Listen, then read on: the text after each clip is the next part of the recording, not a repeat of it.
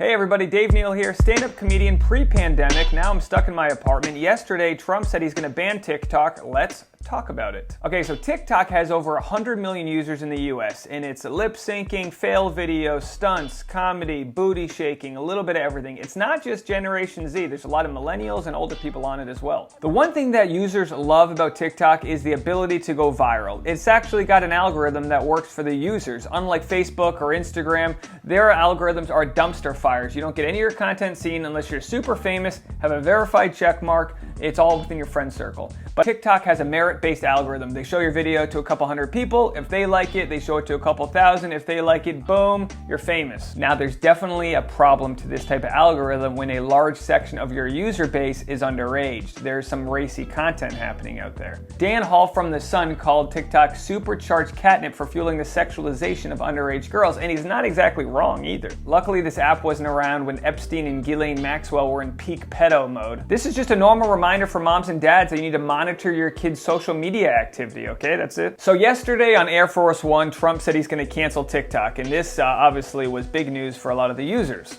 Now the question being, can he actually do this? He says that he can. He says that TikTok is a threat to our nation's security. And look, he might have the executive privilege to prevent us from harm, but he really didn't exercise that privilege at all during the pandemic when he could have saved hundreds of thousands of lives. But that's neither here nor there. Trump is like America's dad. He just wants to take away our toys. Trump is like John Lithgow in Footloose. He's the overbearing preacher dad who bans dancing because it's the devil's music. Remember when we would get mad at Donald Trump for taking too many vacation days at Mar-a-Lago? And now we're like, go back to golfing and just govern a little bit less. He's really good at only governing when it suits his political needs. Now look, I'm not a legal expert. I don't know if you could tell, legal experts don't wear denim and a hat from a brewery, but here we are. This TikTok ban should open up a real discussion about the different types of spyware that are on our Facebook, our Instagram, our phones, our voice notes, our TV remote controllers. He's trying to ban TikTok, which is a Chinese app. We can't even trust Facebook, and that's American made. We all know about the Cambridge Analytica Facebook breach of 2018. Millions of Facebook users' information was harvested against our consent and given to Cambridge Analytica, or sold, I should say, which was predominantly used for political advertising. Essentially, psychological warfare was committed as they systematically carved us up on an electoral map. So as a reminder, f you, Facebook. Take that like button and shove it up your. And this is why we make YouTube videos, because all that fighting and all that discourse and debate and getting mad at your uncle because he won't wear a mask, all of that Facebook garbage just makes them richer. It just gives them more information to divide us. Where at least on YouTube, if you hit the like button and leave a comment, I can make some ad revenue. What I'm trying to say is, if you're against having your information stolen and harvested and sold without your consent, hey, subscribe to my channel. And it's not just the apps that spy on us. We need to regulate all of it. It's everywhere. Smart fridges spy on us. I have a TCL TV that spies on us through the remote control. Everything's spying on us. What do we get out of it? So it's not just TikTok, and we can't ban them all like we might be able to ban TikTok, but what we can do is set up some regulations to stop this from happening. And the truth is, with TikTok, there's been no actual threat of a breach of information. It's just this hypothetical issue. And I understand 100 million Americans are using this. TikTok has been accused of recording through their microphone and camera when the app isn't turned on, and even your GPS. Why do they need to know where we're going? I totally get it. Who cares if TikTok looks at my GPS? For the last 4 months during quarantine, it's just been a continuous loop between my studio apartment and the Taco Bell drive-thru. Just a NASCAR track straight and back, one set of tires, with the occasional, me running to the bathroom. Even though I have nothing to hide, it is pretty sinister to think a foreign country could have access to millions of Americans' daily moves. Let's talk about the politics here. The clear issue with Trump is that TikTok has been weaponized against his political campaign. TikTok has predominantly a left-leaning base, and they are responsible for the Trump Tulsa rally disaster. It was a disaster for Trump and a win for TikTok users. Basically, if you don't know, Trump thought he was going to pack both his indoor venue and the outdoor venue because they had 100,000 RSVPs. But as it turns out, it was a bunch of TikTok users and K-pop fans that all signed up for an RSVP, decided not to show up, and it felt just like my 16th birthday.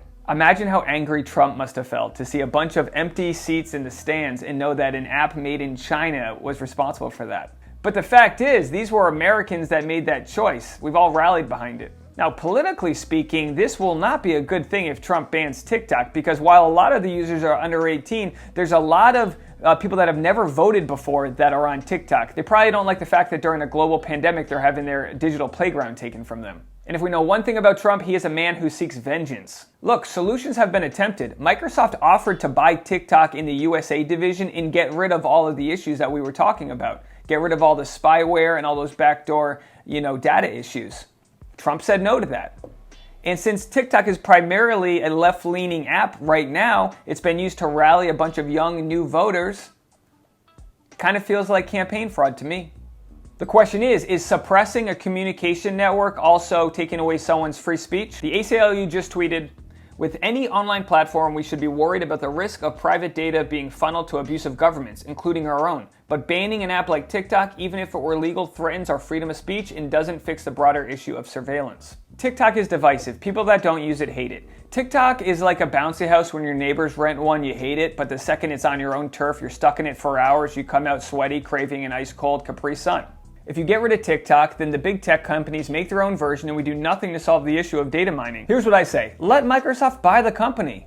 Get rid of all of the data mining and then form a regulatory committee that just helps prevent future issues of mistrust and data leakage. And if Microsoft buys the company, it also answers all the questions that conspiracy theorists have on how Bill Gates is going to install tracking devices into all of our brains.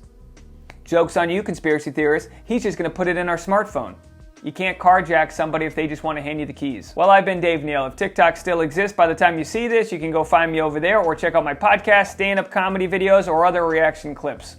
Don't forget to subscribe, hit the like button, leave a comment. See you next time, everyone. And so, I grew up with fat kid nipples. I was a fat kid. I had a t-shirt on in the pool. One fat kid knows what I'm talking about. Well, here's what happens when you're a fat kid. Your nipples stay fat. You don't shrink fat. You got fat nipples like me? My man over here. You skinny guys don't know with your bolted on nipples. You don't know. I had the fat. You can't ketosis away fat kid nipples. There's no P nipple X that gets it down to the right size.